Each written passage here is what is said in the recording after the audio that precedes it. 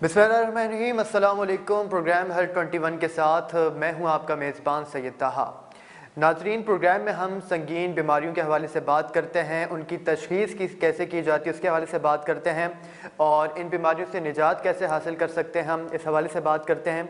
आज के प्रोग्राम में हम बात करेंगे डायबिटीज़ के हवाले से, जिसे ज़ियाबतीस भी कहा जाता है।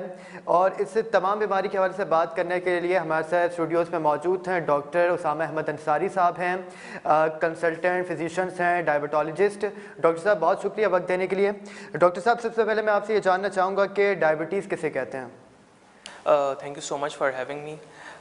ज़ियाबेतिस एक बेसिकली मेटाबॉलिक डिसऑर्डर है जिसमें खून में चीनी की मिकदार बढ़ जाती है, अगर आसान अल्फाज में बताया जाए। अच्छा, उसकी वजूहात दो किस्म की हो सकती हैं, या तो इंसुलिन का ना बनना, जो कि हम टाइप 1 डायबिटिक पेशेंट्स में देख रहे होते हैं, या बॉडी में इंसुलिन के होने के बावजूद उसका सही तरह से टिश्यूज़ पे एक्ट ना करना, जिस वजह से शुगर जो है वो बढ़ जाती है। अच्छा डॉक्टर साहब, इसकी अलामात क्या हैं? अगर हम देखें इसकी ज़ाहरी अलामात क्या हैं? बेसिकली जो डायबिटीज़ की शुरू की अलामात हैं उसमें प्यास का ज़्यादा लगना, पेशाब ज़्यादा आना, वज़न का गिरना, पेशाब में झाग आना, नज़र का धुंधलापन, ये सब इसके इनिशियल जो हैं वो अलामात होते हैं डायबिटीज़ के। अच्छा डॉक्टर साहब, ये बताइएगा कि ये जो बीमारी है, ये इस बीमारी का शिकार कोई एज ग्रुप का है? ये क्या 15 से 16 साल या नौजवान या बूढ़े, इसका कोई एज ग्रुप है? कौन शिकार होते हैं इस बीमारी का? अच्छा देखिए, डायबिटीज़ की मुख्तलिफ इकसाम हैं। अगर हम टाइप 1 डायबिटिक पेशेंट्स की बात की जाए तो वो उनको बचपन से हम देखते हैं कि हो जाती है, जिसमें उनको इंसुलिन की ज़रूरत पड़ती है, क्योंकि उनका जो लबलबा है वो इंसुलिन बनाता ही नहीं है सिरे से। बल्कि जो टाइप 2 डायबिटीज़ है वो हम यूजली देखते हैं कि वो एल्डर जो एज ग्रुप है उसमें हमें नज़र आता है, जिसमें इंसुलिन तो होती है लेकिन वो सही तरह से काम नहीं कर पाती, और जिसकी एक जो रिस्क फैक्टर्स हैं जिसमें हम वज़न का बढ़ना है हमारा, क्योंकि आपको पता है कि लाइफस्टाइल सेडेंट्री है, इतना हम लोग नहीं चहलकदमी वगैरह नहीं करते, एक जगह बैठे रहना। फिर आपको पता है कि जैसे जैसे जंक फूड, फास्ट फूड ये इतना बढ़ गया है कि लोग उस पर उनका ज़्यादा तवज्जो होती है, जिस वजह से उनका वज़न बढ़ रहा है और ये बीमारी और ज़्यादा पाई जा रही है पाकिस्तान में। ठीक है डॉक्टर साहब, अच्छा ये बताइएगा, हमने देखा है कि बहुत सारी जो बीमारियां हैं वो जेनेटिकली भी होती हैं, तो जो डायबिटीज़ है ये भी क्या जेनेटिकली हो सकती है? जी बिल्कुल, डायबिटीज़ जेनेटिकली हो सकती है, और हमने ये देखा है कि जो स्पेशली टाइप 1 डायबिटिक पेशेंट्स हैं उनकी 10% ऐसे होते हैं जिनकी फैमिली मेम्बर्स भी अफेक्टेड होते हैं। तो जीन्स का तो बिल्कुल ताल्लुक़ है, और वो अफेक्ट होते हैं इन्वायरमेंटल फैक्टर्स से, हमारी जो फूड चॉइसेस हैं और दीगर जो आपकी जेनेटिक्स में जो चीज़ें आती हैं उस वजह से इसमें बड़ा मुतासर होते हैं। अच्छा ये बताइएगा डॉक्टर साहब कि हम इसकी तशख़ीस कैसे कर सकते हैं? डायबिटीज़ की तशख़ीस के लिए एक तो जो मैंने आपको सिम्टम्स अभी थोड़ी देर पहले बताए हैं कि ये हमें जब मरीज़ में नज़र आए तो हम उसका टेस्ट कराएं। दूसरा ये है कि उसके लिए हमें एक टेस्ट होता है HbA1c, जो कि 3 महीने की शुगर का टेस्ट होता है। अगर वो 6.5 से ऊपर हो तो हम तशख़ीस कर सकते हैं, या रैंडम ब्लड शुगर 200 से अबव हो 2 ओकेजन्स पे, या एक ओकेजन पे रैंडम ब्लड शुगर 200 से अबव हो लेकिन साथ में पेशेंट को सिम्टम्स भी हो रहे हों, तो उस सूरत में भी हम डायबिटीज़ को तशख़ीस कर सकते हैं। तो डॉक्टर साहब ये बताइएगा, क्या डायबिटीज़ मुकम्मल तौर पर कंट्रोल हो सकती है? देखें, आपने बड़ा अच्छा सवाल किया। डायबिटीज़ बिल्कुल मुकम्मल तौर पे कंट्रोल हो सकती है लेकिन क्योर नहीं हो सकती। कुछ स्टडीज़ थी जिसमें ये देखा गया कि अगर 800 से कम कैलोरीज़ पे पेशेंट चला जाए तो वो डायबिटीज़ रिमिशन में चला जाता है। तो there is a terminology called diabetes remission, लेकिन डायबिटीज़ क्योर पे अभी स्टिल काफ़ी एक बड़ा क्वेश्चन मार्क है। और but with proper lifestyle modifications, exercise, good dietary habits, ये सारी चीज़ें बेहतर हो सकती हैं। अच्छा डॉक्टर साहब ये बताइएगा कि एक जो डायबिटिक पेशेंट होता है उसकी परहेज़ क्या बताई जाती है डॉक्टर्स की तरफ से? देखिए, डायबिटिक पेशेंट्स के लिए जो सबसे पहली चीज़ है वो यही है कि वो अपने जो तर्ज़ ज़िंदगी है उसको थोड़ा सा तब्दील करे। 150 मिनट वो वॉक करे एक हफ़्ते के अंदर, ठीक है। उसमें यह है कि वो तेज़ रफ्तार वॉक करे, जिसमें उसकी दिल की ऐसी वॉक जिससे दिल की धड़कन बढ़ जाए। दूसरी चीज़ ये है कि वो अपनी ग़िज़ा में एक मामूल बना ले कि अपनी जो भी प्लेट है उसको तीन हिस्सों में डिवाइड करे। जो प्लेट का आधा हिस्सा है वो सब्ज़ी उसमें सब्ज़ी हो, 1/4 हिस्से में जो है वो आपकी कार्बोहाइड्रेट्स हों और 1/4 हिस्से में जो है वो आपके प्रोटीन्स हों।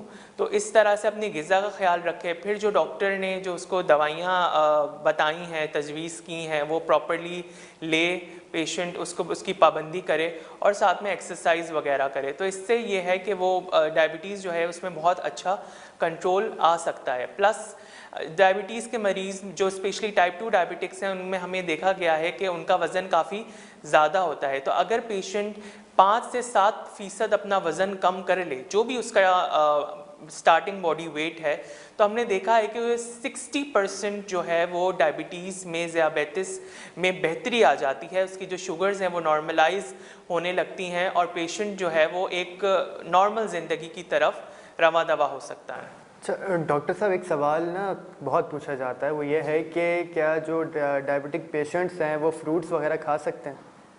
अच्छा देखें, डायबिटीज़ एक दायमी मर्ज़ है।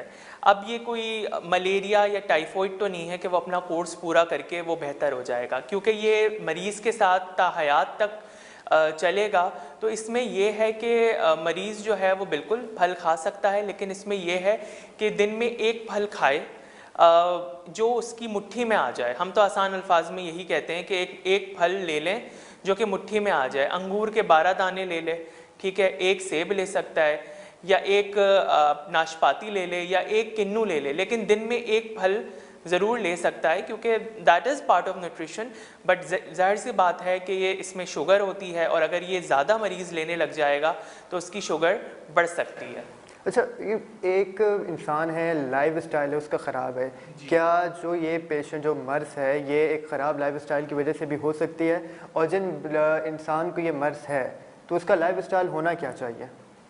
देखिए, लाइफस्टाइल का बहुत मेजर रोल है ज़ियाबेतिस में, क्योंकि हमने यही देखा गया है, स्पेशली अगर हम पाकिस्तान ही की बात करें, कि हमारे जो लोग हैं वो उनको आदत है कि अब एक तो मोबाइल फ़ोन आपको पता है आ गया है, लैपटॉप्स आ गया, सब बैठे बैठे अपने काम कर रहे होते हैं। चलने फिरने का रुझान जो है वो बहुत कम हो गया है, जिसकी वजह से सेडेंट्री लाइफस्टाइल प्रमोट होता है। तो पेशेंट का वज़न बढ़ता है और वज़न बढ़ता है तो इंसुलिन रेजिस्टेंस होती है। थोड़ा सा मैं आपको बताता चलूँ कि इंसुलिन रेजिस्टेंस को हम कैसे देख सकते हैं। एक तो ये जो पेशेंट्स हैं उनकी जो वेस्ट होती है, जो इसको हम सेंट्रल ओबेसिटी कहते हैं, वो यूजुअली हमने देखा है कि वो 40 से ज़्यादा हो।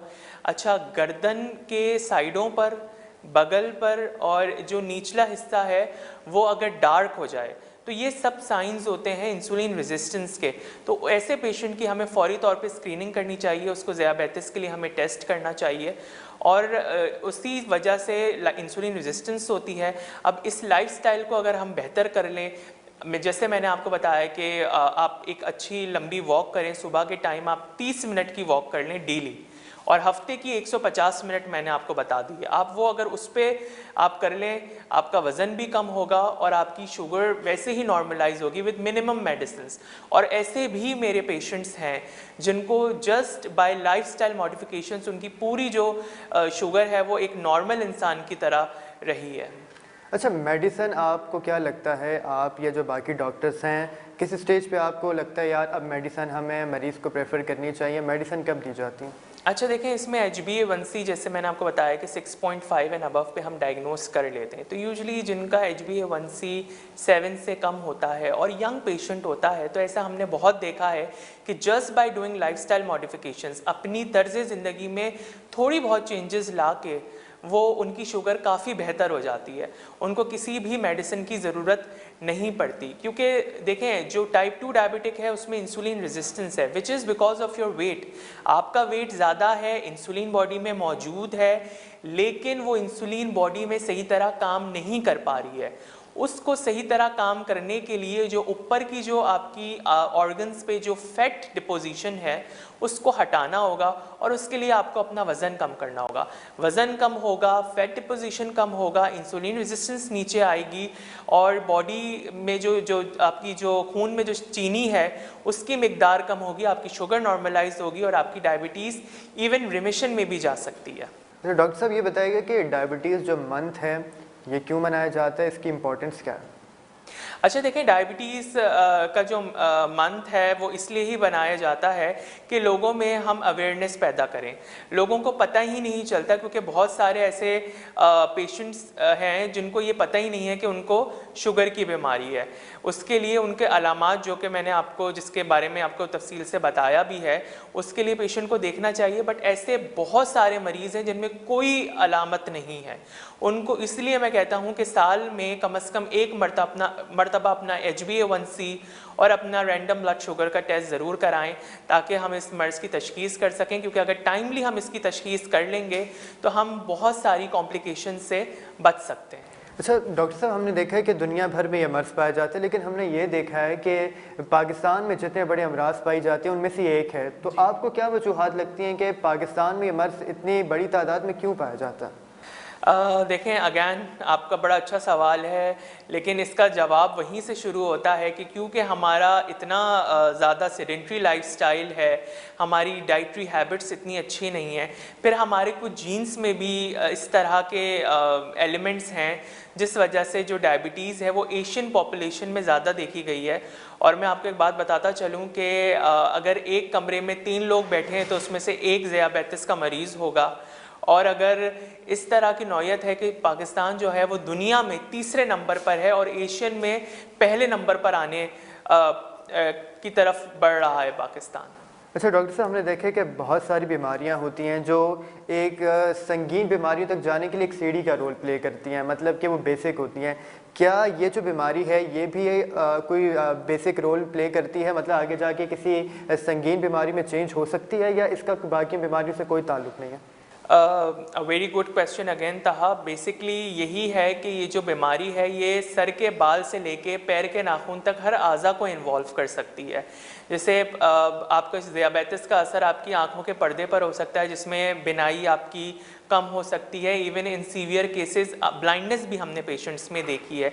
इसी तरह गुर्दे आपके ख़राब हो सकते हैं, आपका किडनी का फंक्शन अफेक्ट हो सकता है, क्योंकि ये जो चीनी है जब बढ़ती है वो आपके जाके जो आपकी कैपिलरीज़ हैं उनको लीकी बना देती हैं, जिस वजह से ये सारे मसाइल पैदा होते हैं। दिल पे असर हो सकता है, दिल का दौरा पड़ सकता है, पैरों की नसों पे असर हो सकता है, तभी पैरों का सुन होना, पैरों में सुइयाँ चुभना, ये सब अलामात हम पेशेंट्स में देखते हैं, जिसको हम डायबिटिक न्यूरोपैथी भी कहते हैं।